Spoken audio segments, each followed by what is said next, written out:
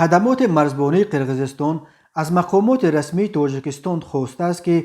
حادثه سوزانیدن منزل یک ساکن چارکو و بریدن درختان ساکنان این جماعت را خالصانه تفتیش کرده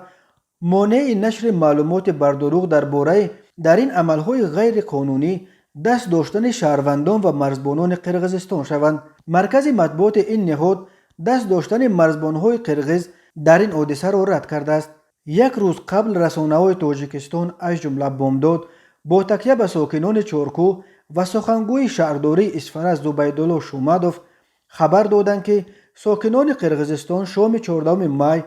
خانه ساکنی محله خیرباد بهرام غفورов را آتش زده بیش از 230 درخت میوه دهنده را در موضع سیاکو بریدند و شکستند. جانب تاجیکستان میگفت که در این عملها مرزبانهای قرقیز نیز فعالانه اشتراک داشتند. خدمات مرزبانی قرقیزستان در اظهاراتش گفت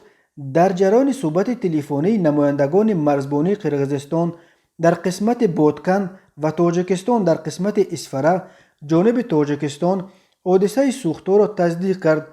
و با هدف امنیت ساکنان و نظامیان خواست تا هیئت مرزبانهای قرقیز را موقتا به درونتر قلمرو قرقیزستان انتقال دهند. همزمان خدمات مرزبانی قرقیزستان ادعا کرده است که در این ملاقات جانب تاجیکستان حادثه از جانب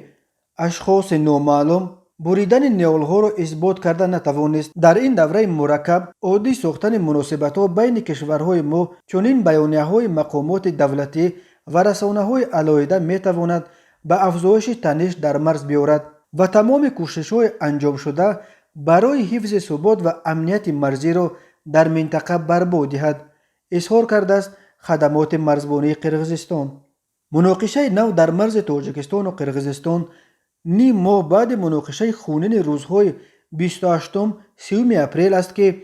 با دست کم 55 کشته و حدود 240 زخمیش خونینترین مناقشه در تاریخ مناقشه های مرزی 10 ساله اخیر در تمام آسیای مرکزی دانسته می شود.